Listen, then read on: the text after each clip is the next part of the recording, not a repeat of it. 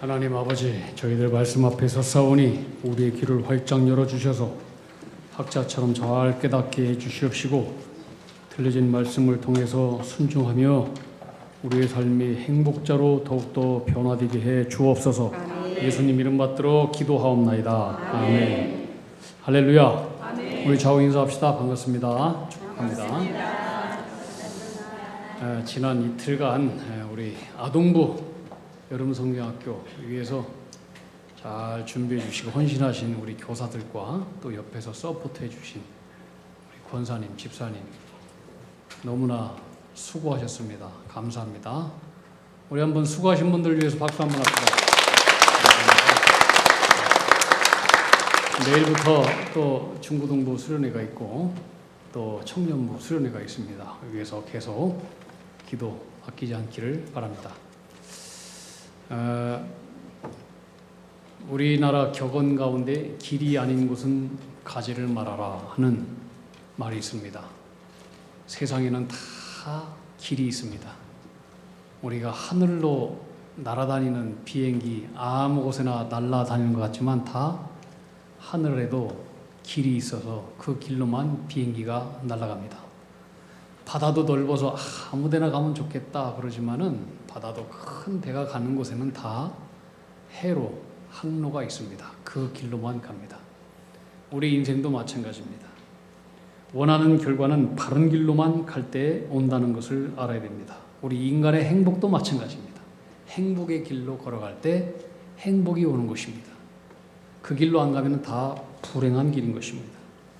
근데 태초에 우리 인간은 하나님께서 우리에게 행복의 길을 다 가르쳐 주었는데 하나님께 불순종함으로 스스로 불행의 길을 걸어가서 우리 인간은 에덴의 행복, 기쁨의 동산에서 추방당하고 기쁨과 행복을 다 빼앗겨 버리고 불행한 인간이 되어서 이 세상을 병들고 살아갑니다. 불행한 길로 들어선 우리 인간은 병든 인간이 되었고 병든 인간은 이 땅에 살아가는 것이 누구나 다 이 땅의 삶이 힘들고 외롭고 또 곤고하고 환난 풍파가 많고 허무한 것이 어쩌면 정상일 것입니다. 그래서 염세주의 철학자의 대표적인 그 쇼펜하우어는 얘기하기를 우리 인간은 태어나지 않는 것이 더 행복한 것이고 태어났다면 빨리 죽는 것이 가장 행복한 지름길이다. 그렇게 얘기했는데 지는 말은 그렇게 하면서도 죽는 것이 두려워서 항상 옆에다가 강도가 들어와서 자기를 죽일까 봐 권총을 품고 잤습니다. 그리고 물을 마실 때도 누군가 여기에다가 독약을 타지 않았는가 항상 검사하면서 그렇게 살았던 것이 쇼펜하우어의 이율배반적인 생활이었습니다. 우리 한국의 스승이었던 유영모 선생은 이런 얘기를 했습니다. 사람이 태어나서 장가가고 시집은 가라. 그런데 육신의 자식은 낳지 마라. 왜냐하면 자기 자신도 선한 사람이 되기가 어렵고 착한 사람 만들어가는 것이 참 쉽지 않은데 태어난 자식들을 영적인 자식, 착한 자식, 좋은 자식으로 만든다는 것은 그만큼 부모들이 인생사가 고달프다라고 생각한 것입니다. 여러분, 그래도 하나님은 그런 우리 인간을 여전히 기대를 가지고 사랑하시고 계신다라고 하는 것입니다. 이것을 믿습니까? 네. 하나님은 죄인인 우리 인간이 구원을 받고 행복하기를 원하십니다. 여러분이 행복하기를 원하는 것보다 더욱더 하나님은 우리가 행복하기를 원하십니다. 그래서 우리가 행복하게 살 수 있는 우리 인간의 행복의 사용 설명서인 하나님의 말씀을 우리에게 주셨고 또 우리가 행복하게 하기 위해서 구원자 예수 그리스도를 우리에게 보내주신 것입니다. 그래서 우리 인간이 불행의 길을 벗어나서 행복해지려면 첫 번째 말씀의 길로 가야 되고 그리고 생명의 말씀이신 그 말씀을 붙들고 살아야 되는 것입니다. 인간의 행복은 항상 말씀이라고 하는 내일을 타고 우리에게 옵니다. 그게 길입니다. 기차는 내일을 벗어나면은 그걸 탈선이라고 얘기합니다. 내일을 벗어나 탈선한 순간 기차는 한 치도 앞으로 나갈 수가 없습니다. 우리 인간도 마찬가지입니다. 하나님의 말씀을 벗어난 인생을 탈선이라고 얘기하고 곧 불행해집니다. 한 치 앞도 행복의 길로 갈 수 없습니다. 여러분 행복해지기를 원하면 말씀의 내일에 올라타고 말씀을 붙들고 가십시오. 그러면 주님이 여러분의 인생을 친히 운전하십니다. 그리고 말씀이 우리를 저절로 축복의 길로 인도하십니다.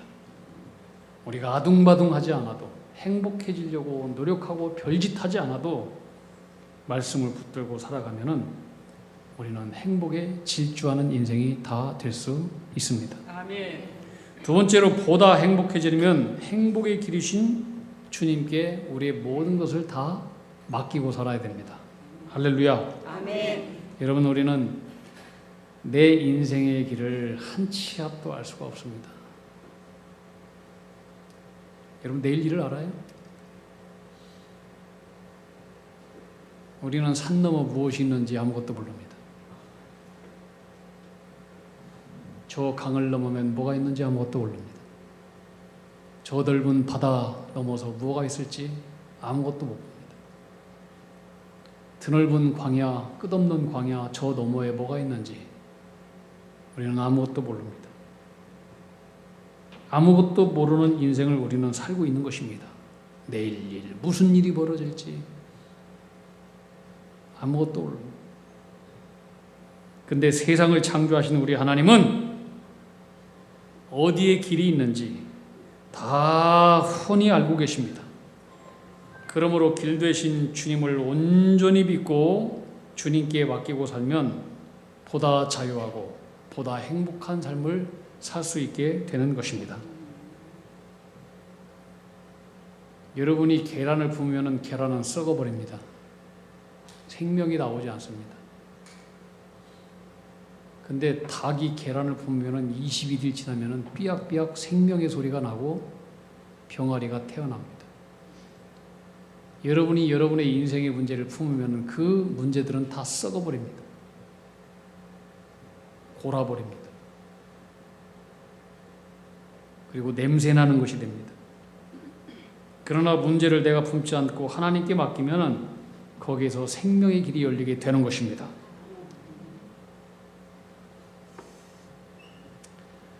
나다넬 호든이라고 하는 그 유명한 소설가가 있죠. 이분이 큰 바위 얼굴 뭐 이런 거 쓴 분이에요. 이분이 쓴 단편 소설 가운데에 데이빗 스완이라고 하는 그런 소설이 있습니다. 20대 젊은 청년이에요.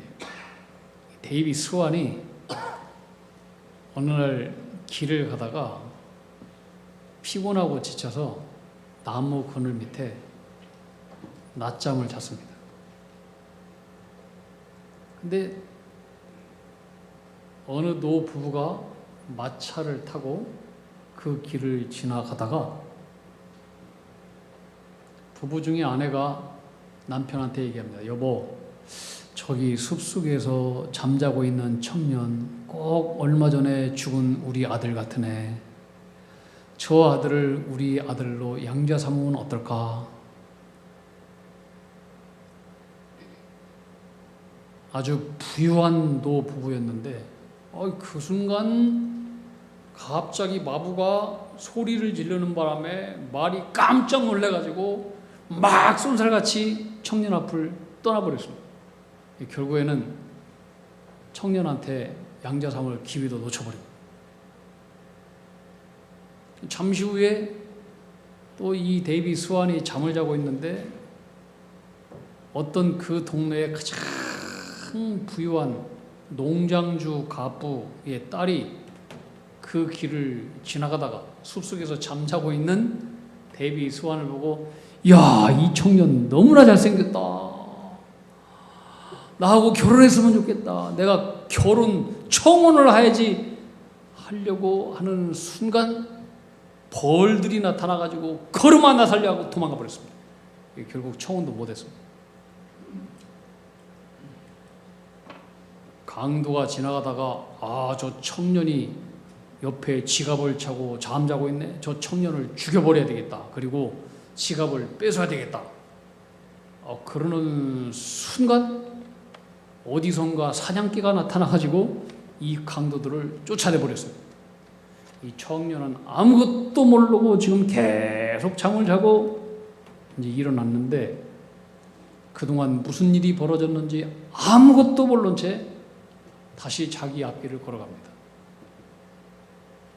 잠자는 짧은 순간 이 청년은 어느 굉장한 부자인 노부부의 양아들이 될 수 있는 기회가 있었고, 또 굉장히 부유한 농장주의 예쁜 딸의 남편과 농장주의 사위가 될 수 있는 기회가 있었고, 또 이 청년은 한순간 강도에 의해서 죽임을 당하고 이 땅에서 사라져버릴 그런 운명이 있었지만 아무것도 모른 채 길을 걸어갑니다.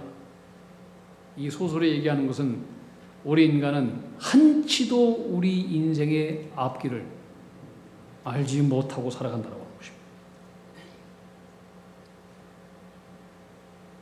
그러나 여러분, 밤과 낮의 주인은 우리 하나님, 그 하나님은 우리의 인생을 다 아십니다. 내일의 모든 것을 다 아십니다. 여러분, 그러면 아무것도 모르는 나를 믿고 사는 것이 행복한 일이겠습니까? 모든 것을 다 알고 계신 하나님께 모든 것을 맡기고 사는 것이 훨씬 더 지혜롭고 현명한 일이겠습니까? 1번, 2번. 몇 번? 2번. 네. 하나님께 모든 것을 맡기고 그분이 내 모든 삶을 인도하시도록 나의 모든 주권을 그분 앞에 맡기고 살아가는 것이 최선의 길인 것입니다. 최선의 길. 여러분, 모든 행복은 다 하나님 손에 있습니다. 아멘. 모든 축복은 다 하나님께 있습니다. 아멘. 하나님은 만복의 근원 되시는 분이십니다. 아멘. 그래서 시편 37편 5절 6절에 내 길을 여호와께 맡겨라. 맡겨라. 그를 의지하면 그가 이루신다. 너의 의를 빛같이 나타내신다. 너의 공의를 정오에 빛같이 하시리로다. 아멘. 할렐루야. 아멘. 주님은 우리가 행복하기를 원하십니다. 여러분이 행복하기를 원하는 것보다 훨씬 더 행복하게 되기를 원하십니다. 예수님은 우리에게 행복하게 되는 길, 어떤 사람이 행복한 사람이냐, 그것을 마태복음 5장에서 팔복을 통해서 말씀해 주셨습니다. 팔복은 8가지 복이 나오지만 나열이 아니에요. 다 단계가 있고 단계 속에서 이어지는 거예요. 심령이 가난한 자는 복이 있도다. 행복한 사람이로다. 그가 천국을 얻게 될 것이다. 여러분, 어떤 사람이 행복자냐? 마음이 가난한 사람이래요. 답시다. 마음이 가난한 사람이다. 마음이 가난한 사람. 뭘 얘기할까요? 이건 하나님 앞에 선 자기 자신의 영혼이에요. 하나님 앞에 선 자기 자신을 보니까 감히 하나님 앞에 설 수가 없어요. 파손당한 자기 자신을 바라보게 됩니다. 죄인이에요. 심판받을 수밖에 없는 사람. 구원받을 수 없어요. 악인이에요.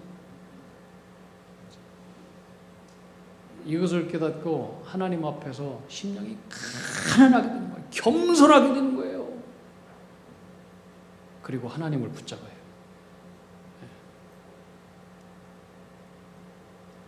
건강한 사람은 의원이 필요 없지만 병든 사람에게는 의원이 필요하다. 나는 의인을 부르러 온 곳이 아니라 죄인을 부르러 왔다. 죄인의 심령을 가진 사람이 마음이 가난해져요. 그리고 하나님을 찾게 되는 거예요. 그렇게 심령이 가난해져서 겸손해지고 파손당한 자기 자신의 그 삶을 바라보면서 인생의 구원자이신 예수 그리스도를 향해서 그의 시선이 향할 때, 그때 비로소 천국이 그 속에 들어오게 되는 거예요. 그런 사람이 행복자다 이거야. 그 다음에 애통하는 자가 복이 있다. 하나님 앞에 죄인임을 알고 애통해 가슴을 치는 거야. 가슴을 치는 거야. 어찌할꼬 이 죄인 어찌할꼬.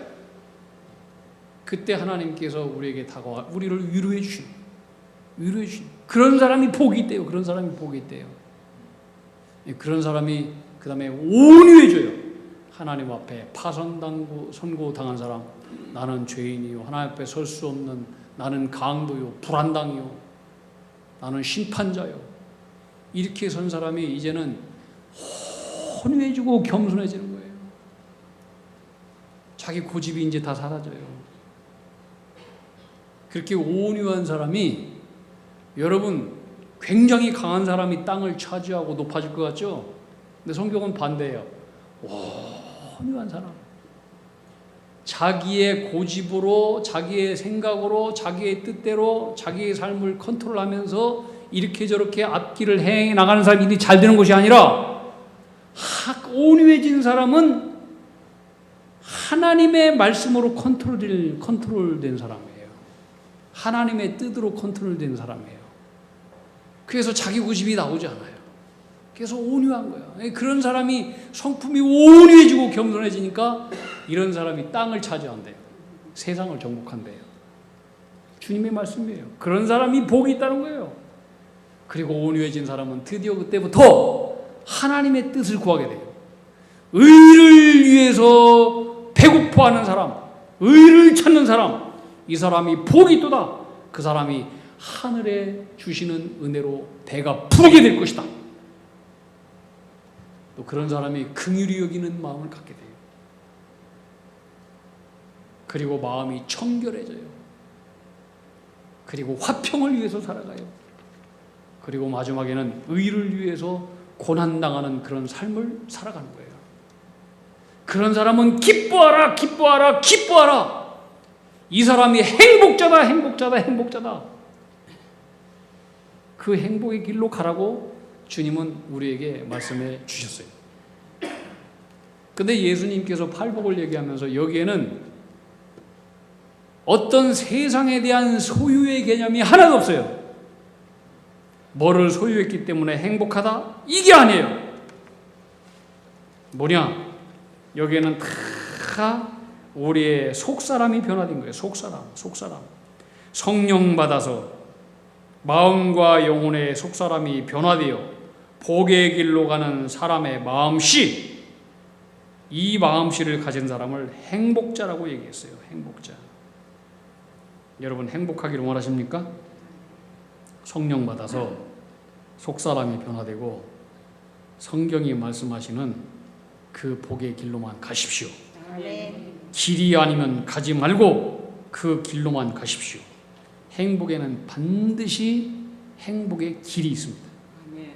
그 길로만 갈 때 행복자가 될 수 있는 것입니다. 여러분 적어도 여러분이 지금보다 보다도 행복한 삶을 살기를 원한다면 이거 하나는 정확하고 명확하게 반드시 알아야 됩니다. 세상에 어떤 귀한 것을 다 소유했다고 할지라도 여러분의 속사람, 내 속사람이 변하지 않고는,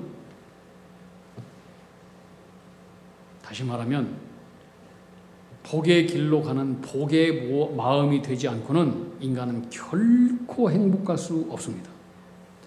여러분 내 속에 어둠이 꽉 차 있고 미움과 징후와 불안과 두려움과 염려와 이런 것들이 가득 찼는데 뭘 가졌다고 한들 행복할 수 있겠어요?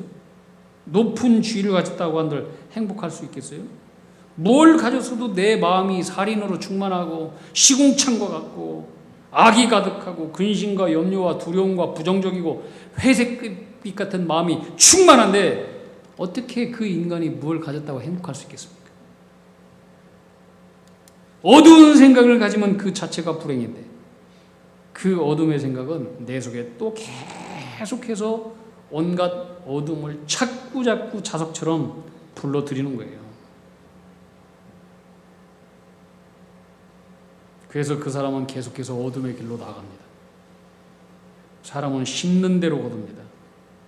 여러분이 밝은 생각, 밝은 마음, 착한 마음, 긍휼의 마음, 사랑과 자비의 마음을 가지고 그런 마음으로 사람을 대하고 살고 밝고 밝은 그런 에너지를 가지고 다른 사람을 대하고 그 에너지를 심고 또 심고 밝음의 고기압이 되고 그러면은 계속해서 밝은 것들이 여러분 가운데 또 자석처럼 달라붙어요. 근데 어두운 저기압이 되어서 자꾸 어둠의 생각을 하고 미워하고 어둠의 에너지를 심으면 어둠이 계속 달라붙어요. 여러분 자신을 한번 돌아보세요. 늘 회색빛 같고 어둡고 캄캄한 얼굴을 하고 날마다 한숨만 푹푹 쉬고 입만 열면 부정적이고 입만 열면 답답한 소리나 팽팽하다고 그런 사람은요 복이 안 와요. 여러분 그런 사람 치고 복 받는 사람이 있는가 한번 주변을 한번 바라보세요. 없어요.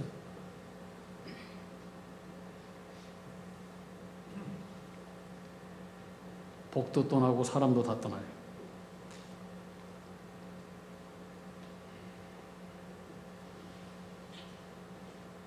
여러분 얼굴이 환하고 말도 환하고 생각도 환하고 마음씨도 환해지기를 성령님께서 오셔서 변화시켜 주시기를 축복합니다. 아멘. 그래야 복이 오고 복의 길로 가고 복의 사람이 되는 거예요. 근데 문제는 내 얼굴이 환해져야지, 내 말씨가 환해져야지, 내 생각도 환해져야지, 그렇게 야심차게 마음 먹고 결심한다고 해서 내 얼굴과 행동과 말씨와 생각과 마음씨가 환해지는 게 아니에요. 의지대로 되는 게 아니에요. 내 마음속이 캄캄한 밤이고 징후와 미움과 어둠으로 가득 찼는데 어떻게 이게 환해집니까? 내 속에 어둠을 몰아내야지. 칼 가지고 팍 휘두르면서 빨리 나가라 이 어둠아. 몽둥이를 가지고 이놈 어둠아 빨리 나가라 막 휘두른다고 해서 나갑니까? 안 돼. 인간의 힘으로는 죽었다 깨나도 안 돼. 그럼 어떻게 어둠으로 가득한 우리 인간의 마음이 빛으로 충만하게 될 수 있느냐? 지하실에 가면은 캄캄하잖아요. 스위치 한번 쫙 하면은 어둠은 한순간 사라지듯이 우리 속에는 어둠을 몰아낼 수 있는 힘과 능력이 없고 내 속에 빛 되신 예수께서 들어오시면 우리 속에 있는 모든 어둠들은 한순간에 다 떠나게 되는 줄 믿으시기 바랍니다. 아멘. 빛 되신 예수님이 오셔야 돼요. 우리 가운데 성령님께서 우리 가운데 오실 때만은 그때 우리 속에 있는 어둠들이 떠나게 되는 거예요. 징후도 떠나게 되고 미움도 떠나게 되고 사랑도 가능해지게 되는 거예요. 빛 되신 예수 그리스도, 예수님은 한마디로 빛이에요. 나는 세상의 빛이다 그랬어. 빛이다. 나는 세상의 빛으로 갔다 그랬어요. 어둠 가운데 방황하고 불행한 길로 걸어가는 우리 인간에게 새로운 환희와 기쁨과 행복을 주기 위해서 빛으로 오신 나다.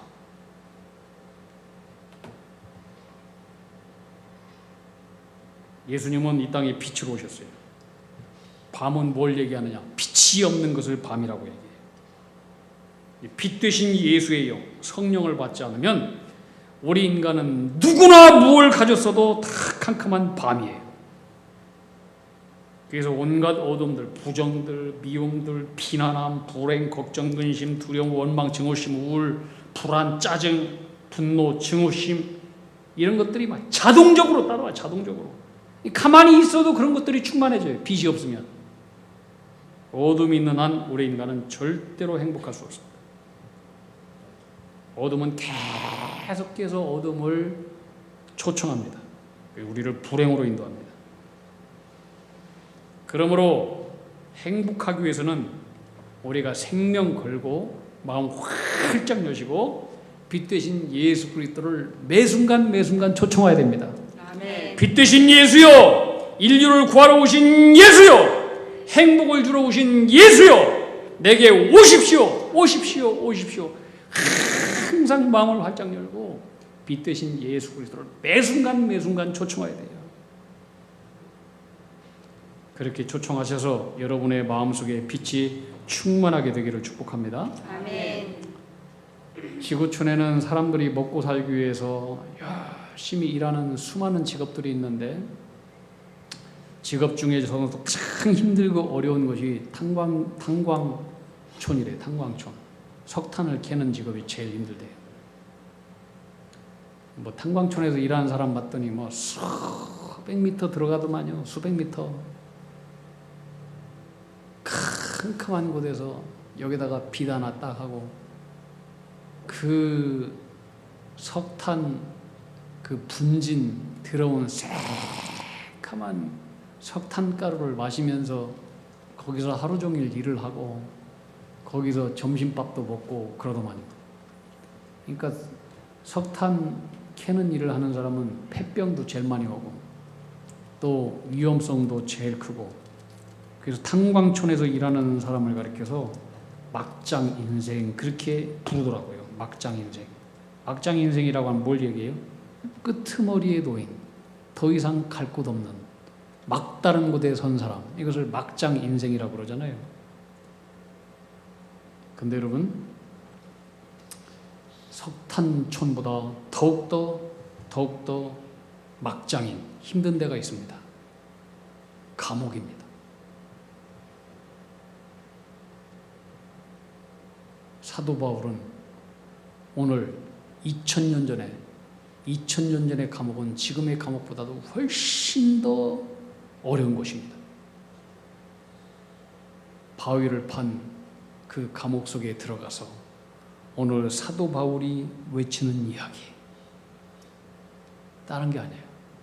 기뻐하라, 기뻐하라, 기뻐하라, 기뻐하라, 기뻐하라. 사도 바울의 마음속에는 캄캄한 환경은 지금 막장 인생이 있는 감옥 속에 있지만 그의 심령은 빛 대신 예수 그리스도로 충만해진 거예요. 빛 대신 예수 그리스도로 그의 심령이 충만하니까 그의 마음 가운데는 감사와 기쁨과 행복이 가득했어요.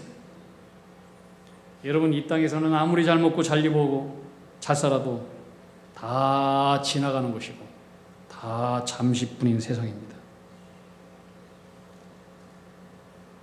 여러분, 살아가면서 지금까지 어떤 맛이 제일 좋던가요? 세상에 모든 사람들이 좋아하는 맛이 돈맛이래요. 돈맛은 참 좋죠. 그죠? 돈맛 싫어하는 사람 있어요?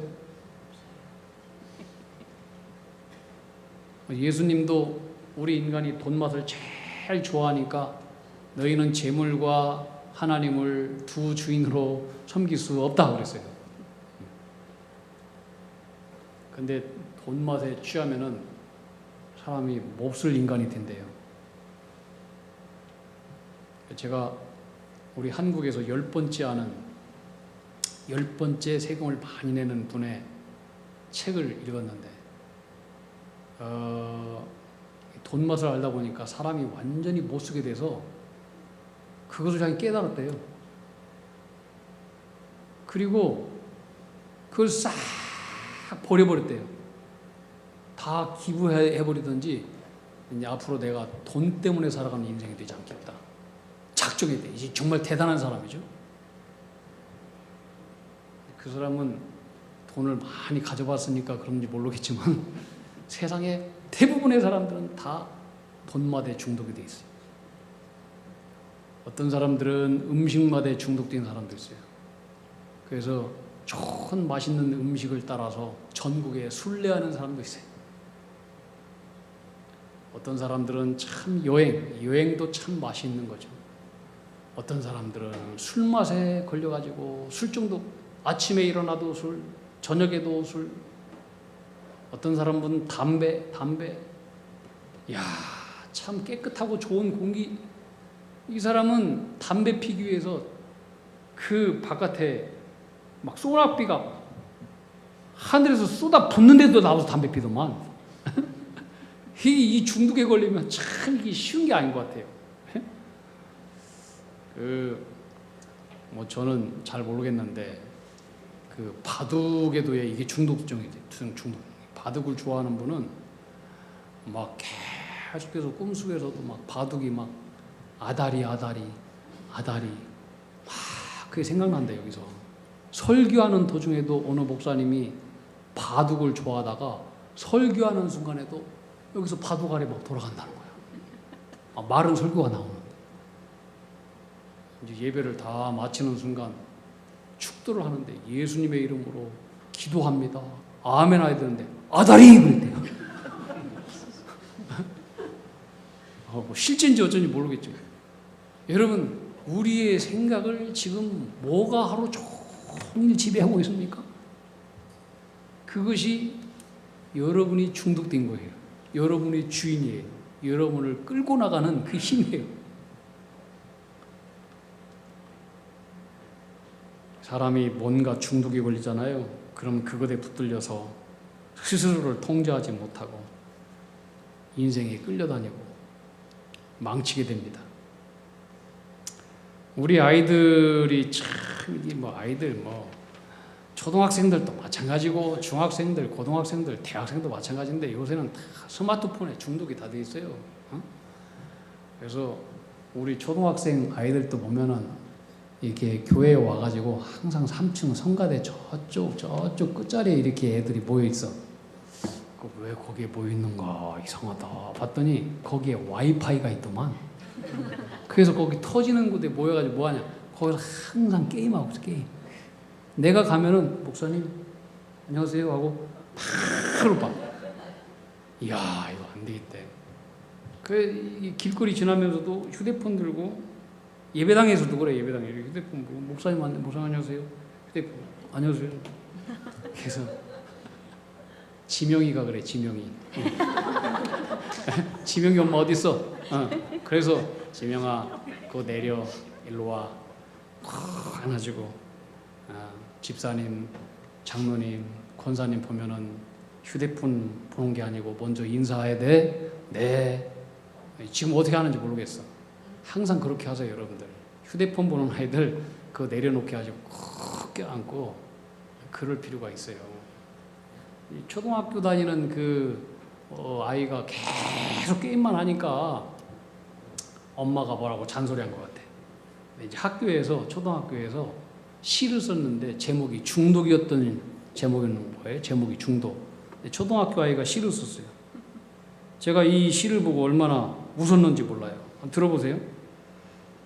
틈만 나면 게임한다고 엄마는 나에게 중독이라고 말하지만 나는 학교 갔다 와서 할 뿐, 나는 학원 갔다 와서 할 뿐, 나는 밥 먹고 할 뿐, 나는 똥 싸고 할 뿐, 학교도 안 가고 학원도 안 가고 밥도 안 먹고 똥도 안 싸고 틈도 없이 하는 게 중독이지. 틈도 없이 잔소리하는 엄마가 더 중독자이지. 댓글을 봤어요. 댓글을 봤더니 반박 불가. 정답이네. 이렇게 써 있어. 여러분 어떻게 생각하세요? 내가 보기에는 둘 다 피장파장이에요.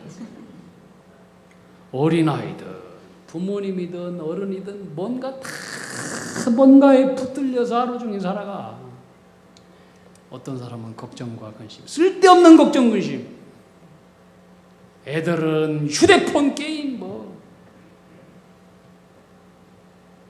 나는 과연 오늘 하루 종일 내 생각과 내 마음을 붙잡고 나를 끌고 가는 것이 무엇인가? 생각해 보세요. 우리 인생사 이 맛도 좋고 저 맛도 좋고 다 좋다고 해도 여러분 여러 맛 중에 가장 좋은 맛은 예수 맛이어야 됩니다. 아멘. 예수 마셔야 돼요. 말씀의 맛, 예수의 맛을 알고. 다시 말하면 예수 중독에 걸린 예수 중독자가 될 때 그때 비로소 우리 인간은 행복할 수 있고 참다운 인간이 될 수 있고 아름다운 인간이 될 수 있고 진짜 참 인간의 변화가 일어날 수 있는 거예요. 아멘. 세상 중독에 걸리면 다 못 쓸 인간이에요. 예수 중독자가 되면은 우리 인간은 그때 비로소 참다운 인간, 아름다운 인간으로 변해 나갈 수 있게 되는 것입니다. 근데 여러분 우리가 예수님을 믿어도 왜 안 변합니까? 예수님을 주식으로 알지 않고 간식으로 대하니까 안 변하는 거예요. 그분이 내 안에 살고 내가 그분에 살고 그분의 말씀이 내 안에 거하고 내가 그 말씀 안에 거하고 내가 말씀대로 살아가는데 말씀이 나인지 아니면 내가 말씀인지 주님의 영 그분의 말씀 생명의 말씀이 내 영 속에 들어와서 의식과 무의식 중에서 항상 예수의 꿈을 꾸고 그 말씀의 길로 걸어가고 그분의 영에 붙들려서 압도되어가는 것이 이게 예수 중독자, 예수 맛을 아는 거예요. 성경에 정통으로 예수님을 만났던 예수 중독자 사도 바울이었어요. 저와 여러분이 다 사도 바울처럼 정통으로 예수를 만나서 예수 중독자가 되기를 주님의 이름으로 축복합니다. 아멘. 사도 바울은 더 이상 희망이 보이지 않는 인생 막장인 감옥에서도 그 끓어오르는 환희와 기쁨 압도되었습니다. 주체할 수 없었어요. 그래서 기쁘다, 기쁘다, 기뻐하라, 기뻐하라. 살든지 죽든지 먹든지 마시든지 나는 주를 위해서 내가 사는 인생의 목적과 이유는 예수 그리스도와 내 죽는 것도 유익함이라. 나는 예수를 아는 지식이 가장 고상하고 아름답고 귀하여 내가 그동안 좋아하고 자랑하고 흠모하고 했던 모든 것들을 다 스스로 잃어버렸다, 버렸다, 배설물처럼 똥처럼 다 여겨버렸다. 오직 나는 그 안에서만 발견되려고 할 뿐이다. 바울은 세상을 소유해서 기뻐하고 행복한 게 아니라 그가 예수님의 소유가 되어서 행복하고 기뻐하는 거예요. 사랑하는 성도 여러분, 우리는 오늘 무엇에 취해 살아가고 있습니까? 우리 모두 다 이 예수의 맛을 알고 예수 중독자가 되기를 축복합니다. 아멘. 그 안에 모든 행복의 종합 선물 세트 다 들어있습니다. 구원, 감사, 행복, 기쁨, 죄사함, 영생, 천국, 자유함, 능력, 승리, 이김, 건강, 소망, 기쁨, 변화, 감사, 찬양, 즐거움 다 들어있습니다. 제가 오래전에 그 순천의 애양원 선영한 목사님 사랑의 원자탄 선영한 목사님 기념하는 애양원에 갔다 왔어요. 예, 거기에 있는데 선영한 목사님이 쓴 일기장이 있더라고요. 돌아가시기 1년 전에 쓴 일기장의 내용입니다. 제목이 뭐냐면 예수 중독자. 이 내용을 읽고 말씀을 마치겠습니다. 예수 중독자. 나 예수 중독자 되어야 하겠다. 술 중독자는 술로만 살다가 술로 인해 죽게 되는 것이고, 아편 중독자는 아편으로 살다가 아편으로 인해 죽게 되나니, 우리도 예수의 중독자가 되어 예수로 살다가 예수로 죽자. 우리의 전 생활과 생명을 주님 위에 살면 주와 같이 부활된다. 나는 주의 종이니 주만 위에 일하는 자 되고 나의 일이 되지 않게 하자. 기도합시다. 하나님 아버지, 성령이 우리의 마음을 지배하여 주시옵시고 우리의 삶이 빛 되신 예수로 충만하게 하여 주옵소서. 예수만 사랑하고 예수를 위해 살고 죽는 예수 중독자가 다 되게 하여 주시옵소서. 우리가 살아가는 모든 의식이든 무의식이든 오직 소망 중에 주님을 기뻐하며 살고, 내 의식과 무의식 다 주님의 영이 꿈틀거리고 압도당한 인생을 살면서 우리 안에 거하시는 하나님의 충만한 행복의 영으로 날마다 우리가 살아가는 삶이 행복자로 살아가게 하시고 하나님께 영광 돌리는 자가 되게 축복해 주옵소서. 예수님 이름으로 기도하옵나이다. 아멘.